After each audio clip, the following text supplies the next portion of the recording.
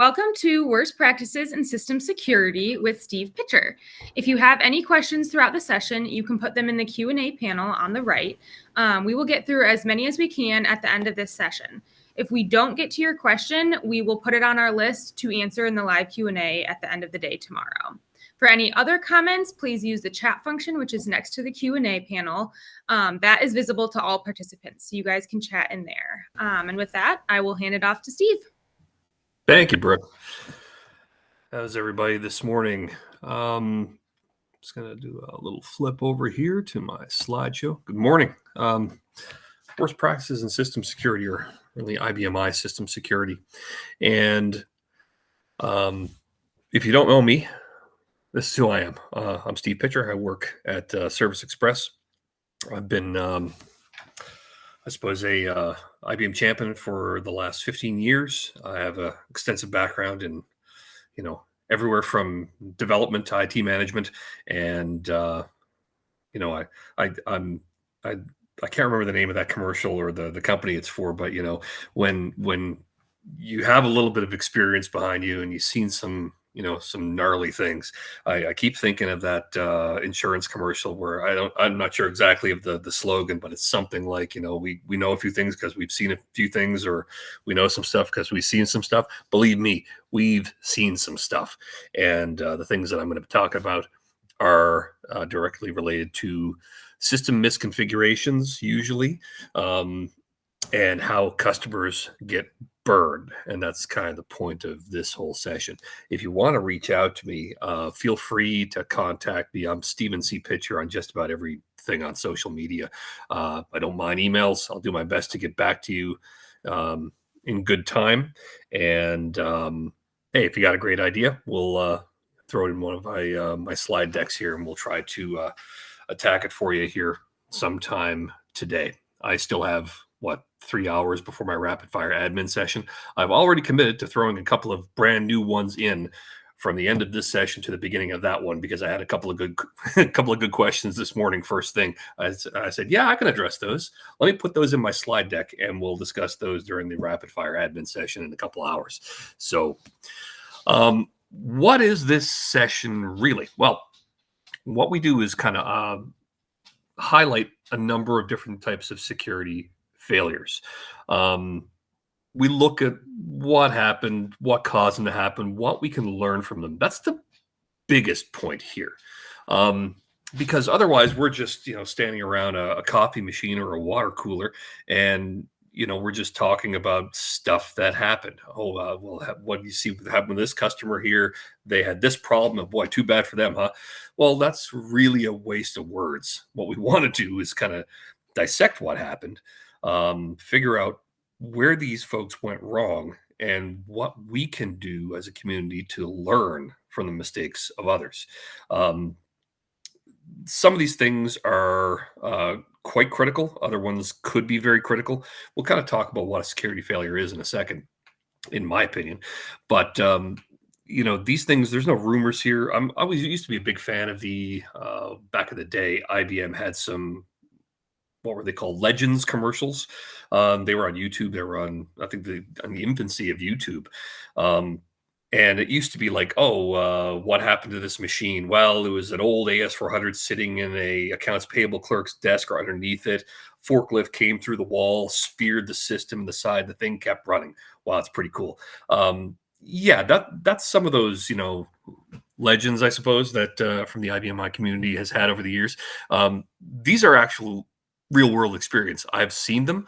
Some are well publicized as well. They've been in the media, so we're going to kind of dissect those and talk about those. We want to be as fact positive as possible. And when we do that, we can not guarantee success, but we pretty much give us a decent chance at getting some success here. So what is a security failure? Well, I would argue it's a number of different things. It doesn't mean that you've lost data. It doesn't mean that you've lost an entire system. Something's been destroyed.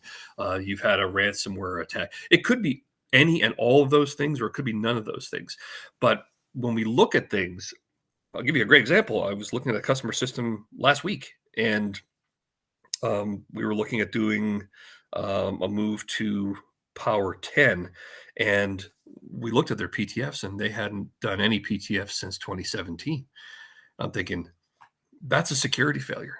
Most definitely, it's a security failure because all the PTFs that come out, all the fixes that IBM puts into those PTF packages, they're designed, not all of them, of course, your security PTFs or security related PTFs are designed to protect you as best they can, right? If we are not going to patch our systems because we're afraid of it, we're afraid of what happens, give me a call. I'll give you a solid pep talk on how safe it is to apply PTFs. I don't mind spending 5 minutes having that conversation. For not putting on patches, that's a very huge hole. We are literally looking at saying everything IBM recommends over the last, since 2017, I was saying 8 years for this customer, everything IBM has put forth, we're just going to go without it. That's a heck of a decision to make. We do not ever want to do that. So failure to keep your systems patched is definitely a failure from a security perspective. You should know every computer system needs patching. And to just assume, I don't think anybody does that. Assume IBMI doesn't need patching or doesn't have patches. I don't buy that. I think it's a active decision to make to not patch your systems, and that's an important decision that you want to make by being informed. And we'll talk about that a little bit. Malicious code outbreaks. We see that all the time in terms of ransomware events. We're going to talk about that a little bit more in detail tomorrow in one of my sessions. But yeah, we see ransomware events, we see malware events, we see systems absolutely destroyed, almost down to the bare metal or the equivalent thereof, where you have to do a scratch install of the licensed internal code and operating system just to get your system back and going again. So yes, IBMI is definitely vulnerable to malware. Don't believe the hype that we've been telling each other for the last 36 years, or more than that, rather. IBMI is definitely susceptible. If you have an SMB server, net server on your system, and you have directories shared, those have a risk of being hosed. Without pulling punches here, those directories are definitely at the risk of being hosed, and you want to make sure that you protect them properly. Malicious user events, okay, unintentional user events. This session, we're going to pick on users a little bit. It's usually not malicious. It's usually a user who has too much authority to do something appropriate for their job. They end up making something happen. Like they'll do a work link / and then instead of putting a 5, they'll fat finger it and press 4. And they'll hit enter and blow away the entire system. We've seen that, right? We've seen people do a, licensed program, take an option 12 and remove all licensed programs because they thought they had to do that before their next upgrade. This is bad stuff, but this is entirely preventable if you properly secure your systems. I think part of the biggest things, one of the biggest things rather, and I think I would argue it's kind of getting better, is a lack of awareness, security literacy in corporate culture. People are at least understanding that, IT just doesn't send out phishing emails for the fun of it. They do it for a reason. They are trying to work with you to teach you not to do certain things. Will it prevent everything? No. Will it help a little bit? Yes, it will. I would argue that a more informed user base is definitely better than an uninformed user base. But, and I think I'm just going to give some foreshadowing to one of my slides here, if not in this slide deck, in another one. But if we're depending on users to make the right decision, we've got bigger problems than that. So user authority should always supersede what users think they should do as a behavior. Okay, make sure they can't make a poor decision, or at least minimize the amount of effects of their poor decisions when they do make them. So I will put my own little definition out there. Generally speaking, a security failure is an event which allows or has allowed or could allow unauthorized access to or loss of corporate property. I think we could all agree on that. It's very broad. It's broad by design because we see a heck of a lot of different ones. What do we see? Well, we do a lot of fun stuff with IBM iSecurity. Security assessments, and forgive the long preamble. We're going to get to the meat in a minute, but I like to have a little setup. We do security assessments. We do penetration testing. We do a lot of ransomware recovery. We do a lot of hardening. And when we're doing assessments, we do see a lot of the same things. Password level 0, for instance, is still the number one result. If I look at a system's password level, I can almost say, 80% of the time it's 0, which means by definition, weak passwords. Okay. So 1 through 10 characters tops, case sensitivity doesn't matter. And you get exactly 2 special authorities to work with. That's pretty bad. We need them longer and we need them stronger. I would argue that longer is most definitely what we need the most of. But we see people at QSecurity 30 still. We see people sharing the root directory on NetServer still to this day. I literally was on a system Friday of last week, customer looking to go to our cloud. And we had a quick little once over on the machine. And because I'm on the machine, I'm going to look at it from my security lens. And I just had a quick peek around, no auditing turned on, of course, right? Because we don't put auditing on our systems usually. We should. And there was a root directory share. And my thoughts are, wow, that's terrible. Why do you do that? Oh, we didn't realize we were doing it. Great. Let's see if there's anybody using it. We'll shut that down as part of this project because we want to ensure that, your risk is low. And we want to make sure our risk is low. If we're bringing your workload into our cloud, the last thing we want you to do is fire some malware off, destroy it, and then say, it's your fault, Steve. No. We want to make sure that system is a little bit buttoned up before we, take that on. Have we ever seen a secure partition? No. There's no such thing as a secure partition.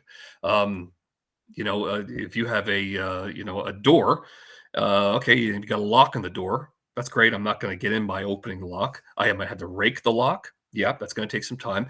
Would it be a lot easier if perchance your hinges are on the outside and I just need a screwdriver, like a flathead screwdriver and a hammer, or a chisel and a hammer? I'll take that door off in about 30 seconds. Easy peasy. There's always something else that you can do to bypass the rules that are in place.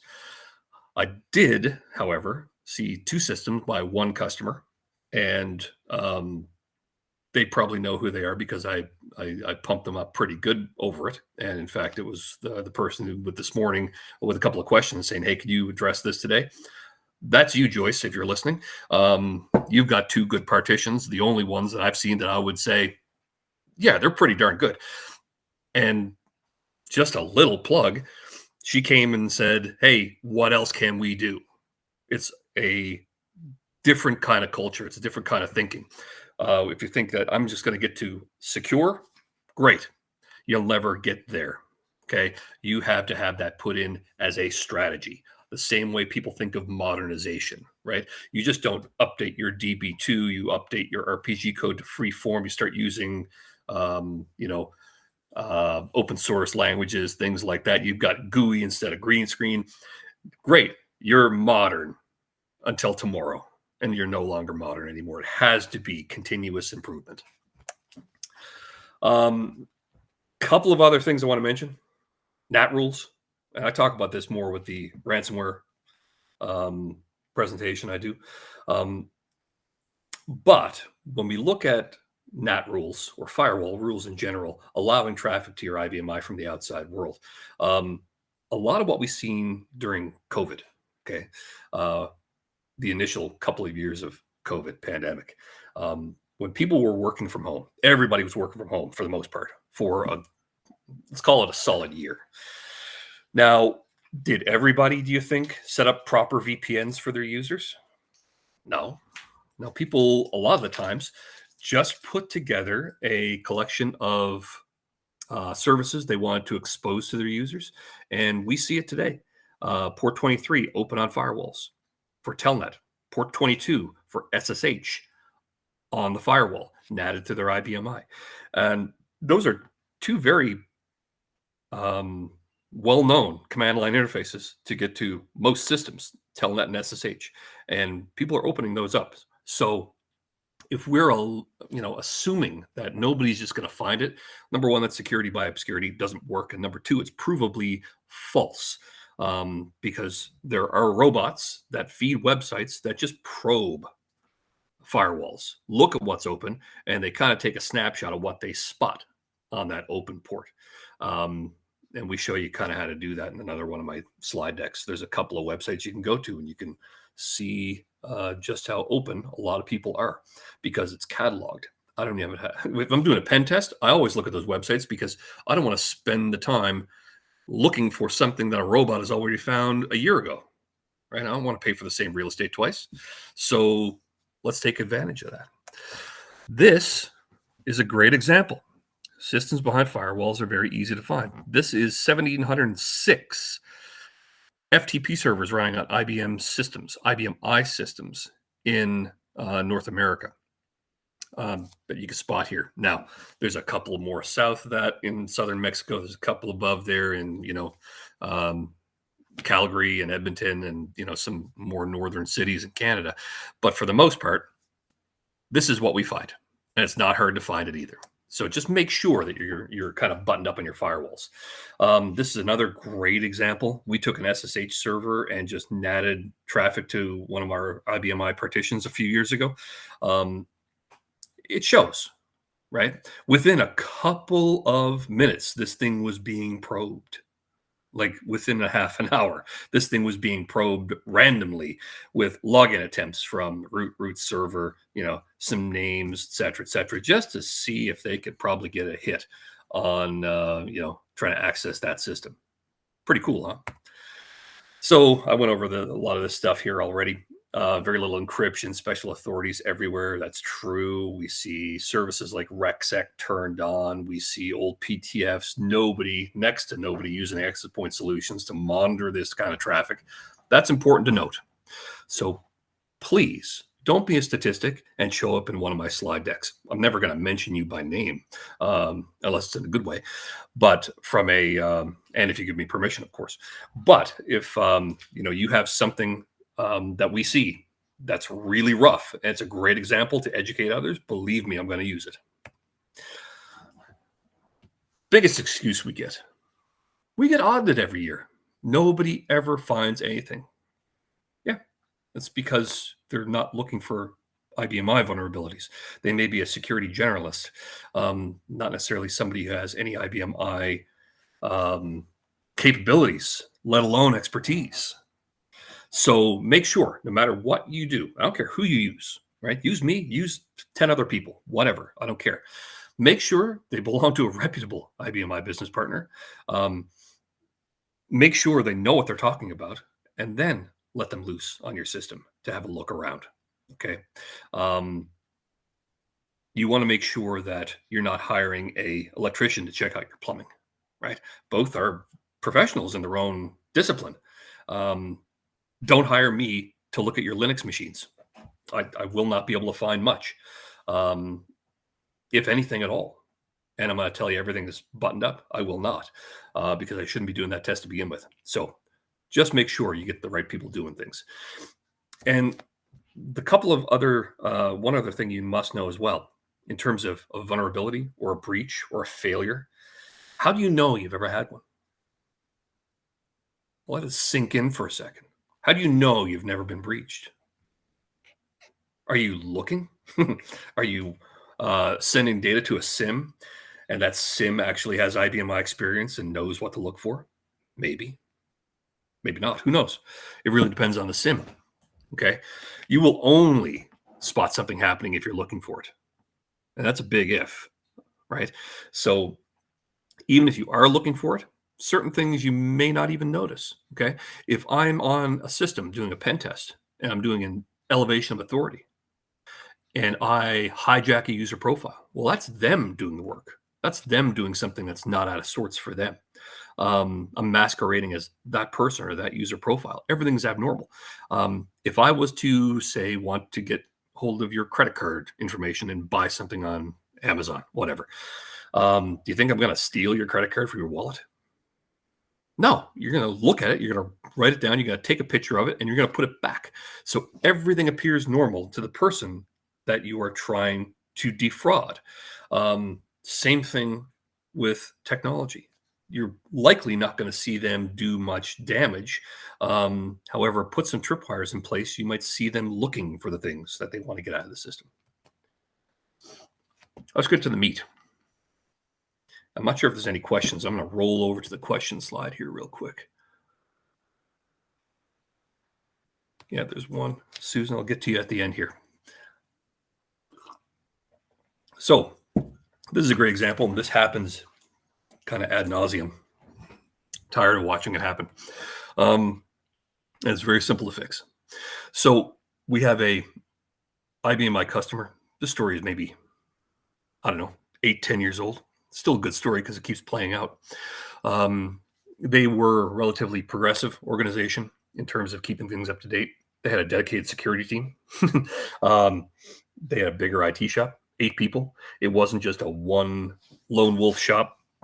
We have a person who's a system administrator, developer, operator, and that person also, did some accounting work or something like that. You had a fair size IT shop. This was at the time, a couple of Power 7s, and they were making all the right moves for the most part. So one morning, they came in, they realized that they had a whole bunch of issues with objects on their system. So from a Windows perspective, shared Windows drives were becoming encrypted. IBM I was becoming encrypted due to something in their organization, right? Roughly speaking, a terabyte and a half of data was destroyed. And encrypted, I do mean destroyed, because that's exactly what happens. An application will look at an object, it will copy it to a new encrypted object and delete the old one. So yeah, it's destroyed. It can potentially be recovered. However, I don't like the chance of that. So we never want to have that. Always keep good backup. So after all their systems were kind of hosed, they said, okay, let's just recover everything from tape. So they did. So they brought the system down to a restricted state and started recovering things back. They had an EDI directory. They had some web server directories. And web servers, for the most part, are usually pretty safe because objects are often locked. However, they did lose a lot of data in those directories, image files that were not in use. So they brought the system back to where it was. I think it was an LTO 4 or 5, but it took about 5 hours to get everything back the way it should be. And IT gives themselves a big pat on the back and says, hey, everything's good, and let's fire things up again. And then everything's being encrypted again. They didn't solve any problem. They solved the symptom, right? So they noticed everything was being encrypted, so they overwrite all the encrypted data with the data from the previous evening. So they thought it was a great move, but then this is 10 years ago, and ransomware on IBM I wasn't really as prevalent as it is right now. So IT says, hang on a second.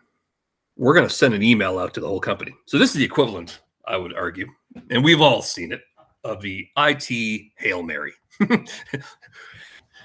Type an email out. Has anybody seen anything weird this morning? Okay.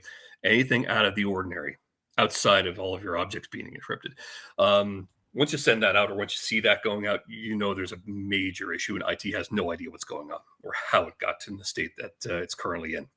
So one of the IT engineers decided to examine one of those newly encrypted files. Okay. So remember I said an object is copied, the old one's deleted, the new one is, there, but in an encrypted state. It's a new object. New object is owned by a person. They realize that every encrypted object is owned by the same person. Oh, okay. That's your first clue who it is. And that person also had all object special authority, which means, by definition, they have full rights over all the objects on the system. So anything that they could touch, they could do damage to. They can delete. They could copy. They can change. Doesn't matter what they want to do. They're able to do it. So they say, let's make him a name. Call him Bill. So this is Bill in the quality control lab. They ran over, had a look. They pulled his laptop off the network. They literally took it out of the building, put it in a car, and drove it away because they weren't sure. Maybe the thing is still communicating somehow. I don't know, but they just got the heck out of the whole building. And upon further inspection, what happened? When they talked to Bill, he got in there this morning. He went through his emails. He opened up a spreadsheet attachment in an email. This thing said, "Hey, we got macros in this thing. Do you want to enable me?" And the user, being a user, said, "Of course I want to run this macro. What harm could it do?" Ran the macro, didn't see anything happening. So he said, shag this, I got a meeting. And he left, went to another one of their buildings for the next couple of hours. So he literally kicked off a ransomware event or a malware event and left. His laptop sitting there, locked, but still running and doing its thing in the background of trying to reach every single directory that Bill had access to on the network. And he was a domain admin as well, by the way. So Bill had a lot more authority than he really should have. So once it was determined that it was Bill, they did some network segregation. They shut down certain parts of the business just for safety, just to scan PCs and things like that to make sure that it didn't propagate to other workstations. And then they recovered all the directories again for both Windows and IBM. So roughly speaking, these guys were down for 12 hours. Okay. The whole IT team in break fix mode for the whole day. Most of the company down. EDI is down. They're a manufacturer. Okay. EDI is paramount to most manufacturers. So with EDI down, FTP is down, web servers are down. They were hobbling along for most of the day, excluding the times the system was completely down for backup down for recovery twice, because they brought it down to a restricted state to do those restores. That's a cost.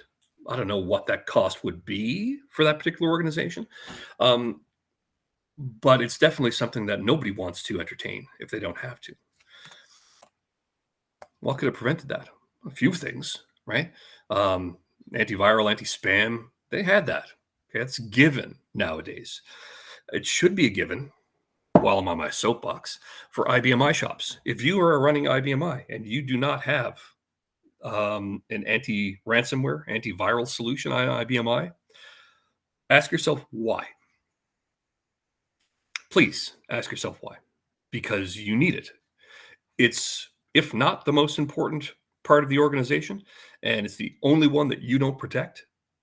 Because why? Somebody said IBM or AS400 is the most secure operating system on the planet. Well, that's provably false.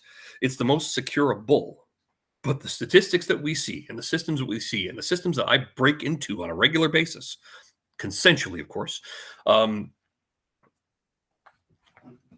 they're not secure. Most aren't. So I would argue that getting antiviral, anti-ransomware software is most definitely mandatory for every shop. Okay. Put in your budget. If you don't have it in your budget now, get it in for 2026, please. Another thing would have been disabling the use of macros with an Active Directory group policy. Don't let users kick off software they don't, number one, don't know what the software does, and they're not sanctioned to run anyways. Are they allowed to run unknown code in your environment? Probably not. Don't allow them the ability to create and run macros unless you have some sort of special circumstance for a single user or two or something, and then still keep a tight leash on them. Okay. Code reviews and quality control are there for a reason, right? The irony is the guy was in the quality control lab and he was able to do that. There's a lot of irony in this particular slide deck, by the way. User training, I mentioned that. Don't open attachments from people you don't know. Don't even work with an email that looks at all suspicious, especially from somebody you don't know. Don't click anywhere on it. You never know. And poor authority. Now, the guy had all object to begin with. Okay. However, If he didn't have all object, the damage would have been minimal to only the objects that he himself owned, had private authority to delete. So you want to make sure that you eliminate all object as much as possible. However, if all of your shares are star public read write execute and you do a ton of stuff on the IFS, then even a person who's, let's just call him, say he's a quality control person and he's got 300,000 objects that he owns in his directory, he's going to blow those away without question, without all object, because he owns them all. So their one saving grace was that the root directory was not shared. If it was, he would have hosed that system. That wouldn't have been coming back. Or it would have been, but the restore would have been a heck of a lot longer. So number one, a couple of things did work well for them. They're lucky that they do test their backwards or their backups on a regular basis. If you have a backup tape, virtual tape, whatever media you have your backup on, and you never test it, you can't trust it. I talked to a guy last week about DR. And they've had DR since, they had a high availability solution, Itera, I believe it was, going to a target system since 2017, 2016, something like that. Their last role swap was 2017, and it didn't really work, and they never did one again. Well, if your HA is not tested, it's not to be trusted, especially if your first test didn't work. The same thing with backups. So you want to make sure that you test your backups like these guys did. They were able to get things recovered relatively quickly because they knew where to go, and they've done it before. They don't have to think about, do I need to recover private authorities? How do I do a restore for an IFS object or a stream file? It's RST, and then I've got to do the funky, the device is not TAP01, it's, /qsys.lib/ tap01.devd. That trips up a lot of people, and you don't want to be tripping up doing a recovery. You want it down to a science. You want it documented so you can execute it, not think about how you're going to do it when you're literally trying to bring the system back from the dead. Make sure that's high on your priority list is to check your backups and make sure you test them. Test your restores. Most of the ones you see, by the way, if you're looking at ransomware events rather, the ones that you see in the media, companies that are down for days and weeks on end, usually the ones, especially if they're private companies that don't have to report that kind of thing. But if they're a public company, they got to report it anyways. But still, they're going to try to tell you as least amount of information as possible to protect themselves. But if you have a company who is down and it's in the news that they're down and they had to pay a ransom, it's because their backups either were not existent or they were not effective. One or the other. If they can recover quickly, they had to pay no ransom. There's no story to tell other than they're down. That really doesn't hold people's attention too long. Somebody's down for a day. Okay, big deal. Somebody's down for a day and they had to pay X amount of Bitcoin to get their system back. And they only got some of it back. That's a much, much bigger story. This one here, I love this little one. I'll take a little drink of coffee here. I'm not used to talking this much, this fast, this early in the morning. Let's give myself a half a second break. So a few years ago, I live in Nova Scotia, Canada, and I had a potential new customer up on Prince Edward Island. I live 10 minutes from the ferry, couple of hours to the bridge. If I can get up there once or twice a summer, I'm a really happy guy. It's beautiful. And I'm a sucker for lobster rolls and red sandy beaches and things like that. So I had an opportunity to go up there to meet with this guy and have lunch, have a look at the system, kind of see what's what and give him a honest opinion on what his next steps could be, or at least give him some options. So I went up there one day and had lunch with this dude. Great guy. He's new to IBM. He's a Windows guy. And I can't really talk about what the shop is, but it was tiny. It was like a little 515 or something like that, a little Power 5. 20 user shop. And this guy is thinking, maybe we could do cloud. Maybe we can upgrade to, Power 9 at the time, I think was kind of new. And, what's the options here? So I said, hey, great. I kind of want to get on the system and have a look. So I need a privileged account. You know what the QSEC offer password is. And he literally pulled this off and he gave it to me. The passwords helped me. I talked about irony. Yeah. So I stole the Post-it note, by the way, because I like to use it for a presentation. I said, can I please have that? Because we're going to change that password anyways. I just want that so I can, use it down the road to talk about why this is a horrendous idea. Never write down passwords. Never, ever write down passwords. This is a educated IT professional, by the way.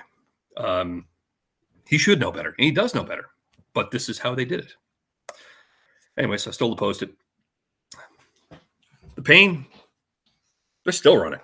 Okay. I talked to him 7 or 8 months ago just to check in. They didn't want to do anything afterwards. They had a disk drive failure. Their system actually was a 515 with, I think it was 2 drives, one mirrored to the other. So you can imagine how the performance was on that little box. It's only 20 users and not a lot of IO on the machine. So it wasn't horrendous, but, it was still pretty bad. Anyways, one of the drives went. So they have no protection, no RAID, no mirroring, no nothing. And one drive spinning around.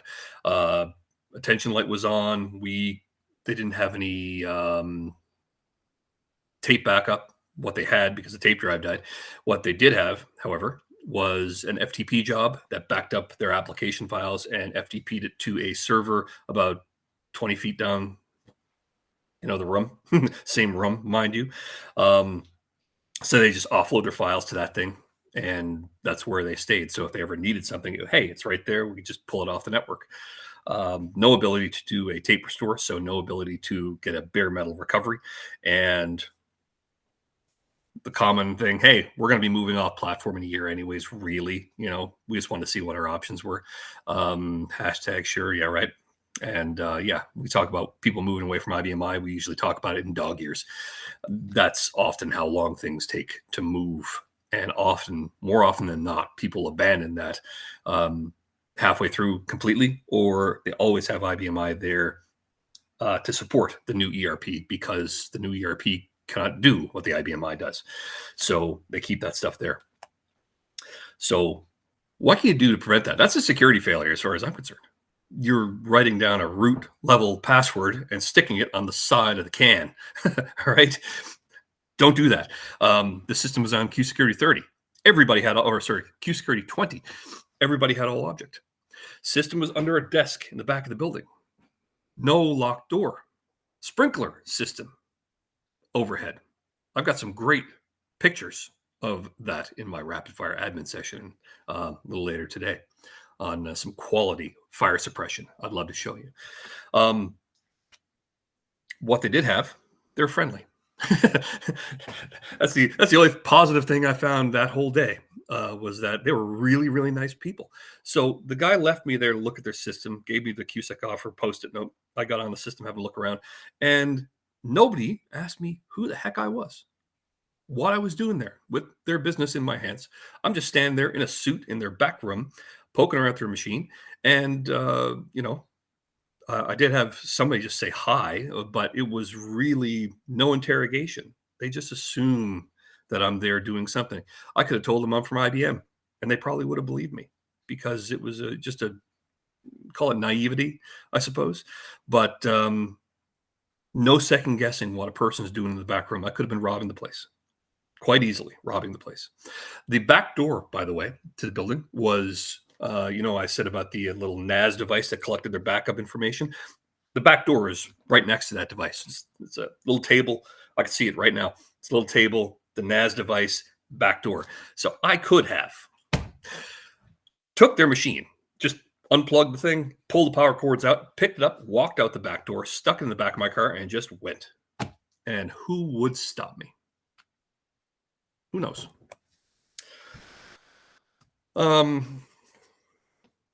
This is kind of cute. Another malware event.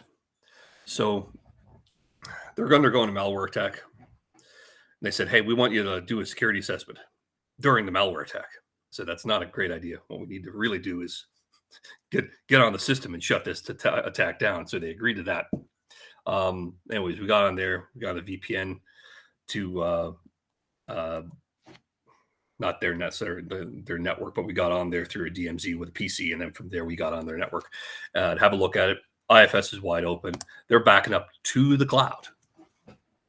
However, their backup server is actually a Windows device with some sort of storage attached to it, and that device was destroyed.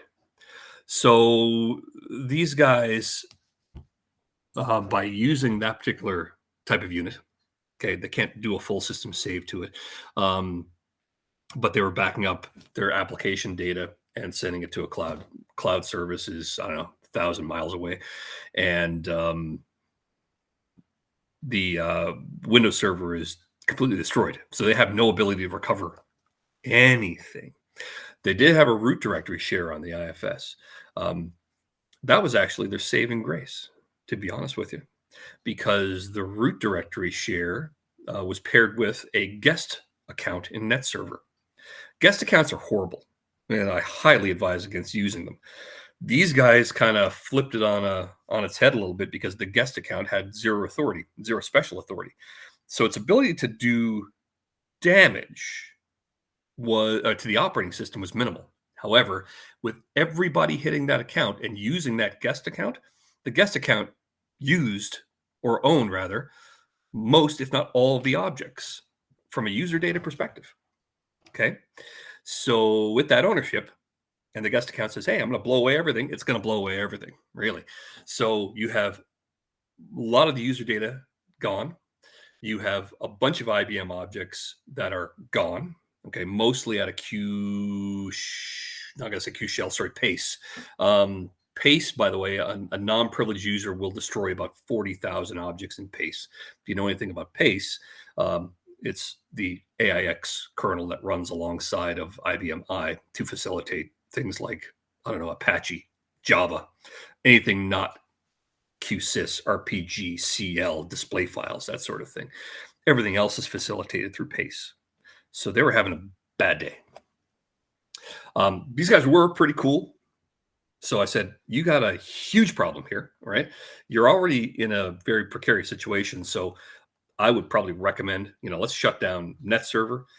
We want to close off root access from a read-write perspective. They made the share read-only. I said, you sure you want to do that? Because you might, not the directory permissions, but the share permissions to read-only. There's a big difference. And that just means that anybody coming in through a SMB share will not be able to make a change no matter what authority they have. That's ideal. Okay. Said we're going to, run the risk of, having some applications not do what they're supposed to do, or users be mad because they can't do what they want to do, but we need to fix this. So they did. They left the root share, left it read only. Okay, that's fair. NetServer's off. That's great. We removed any, what I would deem at the time, unnecessary shares. We had a best look and best, with limited information, we could only advise so much. So I say, you got QIBM shared, let's stop sharing that. That's pretty accurate. If you have a /payroll directory and I say, why are you sharing that? And they say, we don't think we use that payroll package anymore. It's dealer's choice. I would suggest not sharing that. However, if you're relying on that to do some payroll processes, then, and it's part of a SMB, that's really the customer's call. We don't want to make that assessment. We can make a recommendation, a loose one. However, it's always the customer's decision on what they want to do. They ended up rebuilding their backup server, and then we began to kind of harden it. Funny thing about this customer, before I move on to the next one, why didn't they have an LTO tape or a tape library or a virtual tape library? Some of you may be asking. Good question. They had 5.5 terabytes of data on this system. Well, I'm not sure what they had after the ransomware attack, but on a normal day, they had 5.5 terabytes of data on the system. They had in their possession an LTO2 drive. Okay. So that's why they don't back up the tape, because they cheaped out on the tape. They figure backing up to the cloud, it's the new great thing. Yeah, it's great, but it's way too much data. Number one, to go to the cloud. You're going to spend half the day pushing it, if not all the day pushing it to the cloud. 5.5 terabytes. Yeah, it's going to take some time. You got to have one hell of a pipe to get that offsite quickly. That's one problem. Number two, you have no ability to do a bare metal recovery. We didn't need to do a bare metal recovery for them, but we also wanted to make sure that they could get a solid tape backup. So we loaned these guys an LTO7, hung it off the box. Once we got everything put back together again, okay, we were able to get a solid backup. It only took a couple of hours, and kind of set them up for best practice. Buy one of these things. I have no idea if they did afterwards. This is another fun one. This tells you a couple of things. So we have a long-term programmer. I told this story last week to somebody, in fact, and they had a new CIO, new CEO, and all jobs under review, kind of an office space scenario. Explain what you do and why we should keep you, type of thing. So this guy kind of felt his job was at risk.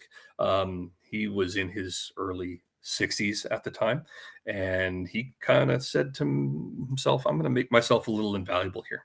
So they had a raw materials warehouse and a finished goods warehouse, inventory management system, moving things from one to the other, depending on the state of the product they were making.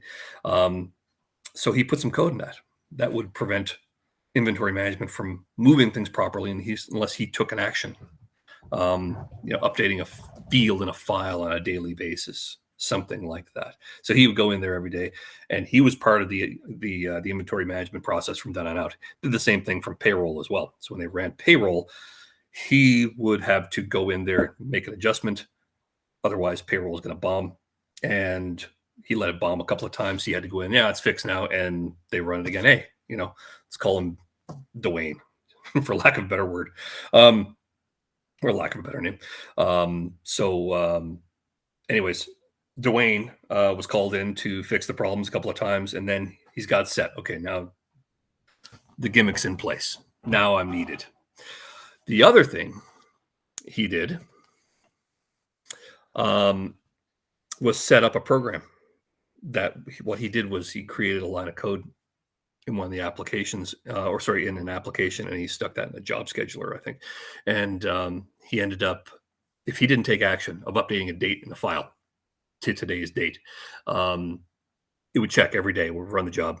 And 105 days afterwards, if the date was greater than his last sign-on date, it would do a delete lib on a number of critical production libraries. So he set himself up not just to keep himself invaluable, but to do significant damage he felt very much scorned. So yeah, that's what he did. So they let him go. And just as he predicted, okay, so they kind of bought him out, and he went on. Then they called him back a couple of days later to make the inventory system run. And of course, they're watching what they're doing because they don't want a full-time consultant on their hands and paying in perpetuity. They figure out the ruse, and he fesses up because he doesn't want them to call the authorities, because what he did was very much immoral, illegal, and unethical.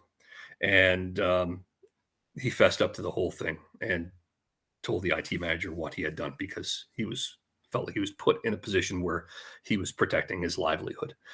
Now, how do you prevent that? It's a tangly one. Right. So programmers having rights to production files and libraries. Yeah, that's not a good thing. No change control in place. That's problematic. Ethics test. Well, ethics are only good as, a person in their situation, and most people do not steal.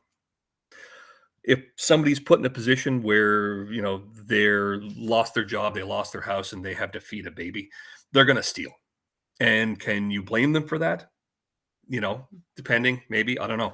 But when people are put in a position where they're thinking something real bad is going to happen, and they're going to do something to try to prevent that or to mitigate it somehow, their ethics and morals can be bendable.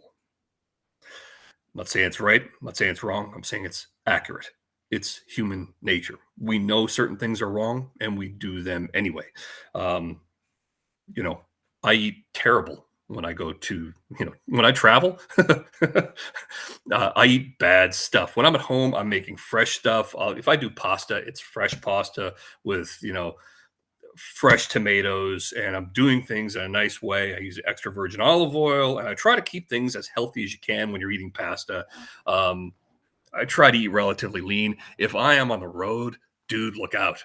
I was in Wisconsin last year. I didn't do it this year at WMCPA, but I had a deep fried chimichanga covered in cheese sauce with deep fried cheese curds on the side.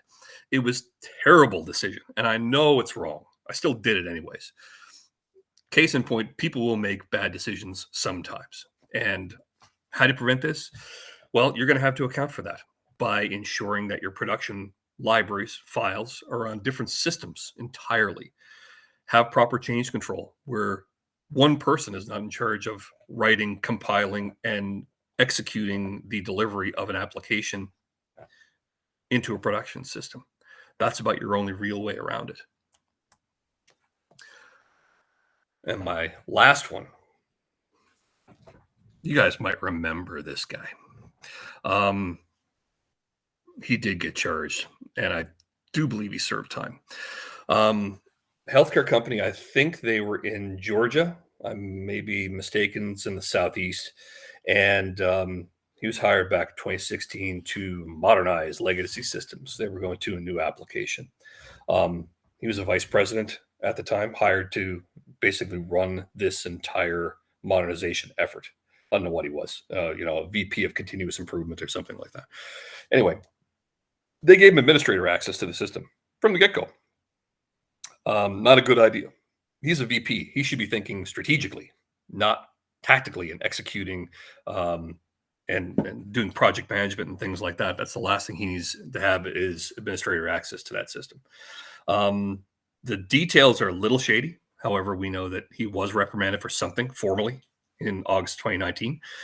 After he was reprimanded the initial time, he created a dummy account on the system called Kavitha. And that was another copy of an administrative profile. He was then reprimanded again a couple of months later in December, and they revoked his access to the ERP system. So they're thinking, you shouldn't have access to this. He was doing something they weren't really pleased with. So they kind of pulled him away from being able to touch it on a more intimate level. So this guy's just getting warmed up, right? So they pull his access revocation, or they pull his access rather. They revoked it. And he's on hour after having that revoked. And he creates more user profiles on the system. So for the next couple of months, he's on the systems, and they're finding this out after the fact. By the way, they're not watching him. They find this out after the fact when they end up calling the FBI on. But he's on the system. He's ended up getting fired in March. They let him go. Keep note of that date, March of 2020, March 2nd, 2020. Okay. March 4th, he's no longer an employee. He's back on the system using a VPN service and creates another account and wait until the last payroll date because, of course, he wants his last paycheck to be arrived. So 3 days later, he logs in as another user account he created. He didn't hide his IP this time. Oops. And in 45 minutes, he deleted 2371 records, altered 115,000 records, and deleted all of his dummy accounts that he had there. This company made PPE gear in March of 2020. That was back when COVID was COVID. That's when people were on ventilators. People were, it was a gnarly, gnarly time. And what a guy, right? So he himself he probably, who knows, he could have caused the death of a number of people. He was never charged for that, I don't believe, just for what he did directly. Indirectly, he probably hurt a lot of people. FBI was pulled in a week later. He was the accused was arrested April 16th. Now, how do you prevent that kind of foolishness? Number one, vice presidents should not have access to production systems unless they're read-only. I'm getting reports, high-level reports, and I don't need to go in and do a star SQL on a command line and run. No. That's not what they need to do. Make their lives simple. They're a vice president. Give them the report with the information they need when they need that information. Make their lives really easy, right? That's one of the first lessons I learned in IT. Listen to the boss, right? When the CFO wants something, listen very carefully, deliver exactly what he wants, and try to think what he might want down the road and start that, because he may want what you're thinking he's gonna want. Always try to think ahead there. You had a couple of things. Firewall logs found you had a multiple accounts accessing the system through the same IP address. You had an IP associated with a twice reprimanded administrator. Logs, I would argue, need to be reviewed by an independent party for impartiality to make sure that there's no favoritism or no, oh, that's just Barry. He's just in here doing his thing. He likes getting on VPNs because he does this and does that. And no. You need to make sure somebody else is watching that. User profile reviews. It's one thing for somebody has to create a user profile, but then again, change control, none in place. He had absolutely way more authority from what his role required. That's important to note. So when we look in retrospect, we can really see how this company kind of mucked up. They could have stopped this and really put an end to it before he was able to do some damage. Problem is they weren't watching. Remember I said, how do you know if you've ever had a breach? Well, you're not going to know unless you're looking. And you know what to look for. And you're looking when it actually happens. I did another thing. I did a pen test for a company. Great example. I did a pen test for a company last year. I got their VPN info at 4 p.m. 8 p.m. I'm done with my kids. I've got dishes put away, blah, blah, blah, blah, blah. I say, I'm going to start this pen test. And I get on their network and I do the pen test. I'm done by 11 p.m. I win, right? I didn't get the firewall test, but I won the black box and I won the white box test handedly. Anyways, I'm happy. I'll go to bed. I'll wake up at 8 o'clock in the morning with a guy with an email from the customer saying, ha, we caught you. What do you mean you caught me? This is 9 hours later. I'm already on a plane to Costa Rica, brother. You don't got me. I've got everything on the system I want. Now I can blackmail you. Not really. But, in the terms of the pen test, I won. I was able to elevate my authority to be a super user on their IBMI. And they just didn't catch me. I hit their tripwires. The system saw me doing it. Their admins were getting emails. Their admins were not checking their emails at 11 o'clock at night when I was done the test. So when they got in the next morning, they looked at their emails and sorry, I win. If you caught me doing it, that's one thing.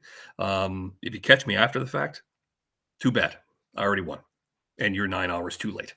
So make sure you're watching those logs, or the SIM is watching those logs, and the SIM is intelligent enough and educated enough to know the architecture of the systems that they're watching over. Just because it's in syslog format doesn't mean that it's normalized to every other operating system on the planet. It's not. And that is all I have to say about that. I'm going to check on the Q&A here. I got a couple. I'll do what I can here to bang these out real quick. I live in Wisconsin. What's wrong with deep fried butter? What's wrong with that? It's great if you were chasing a cardiac arrest.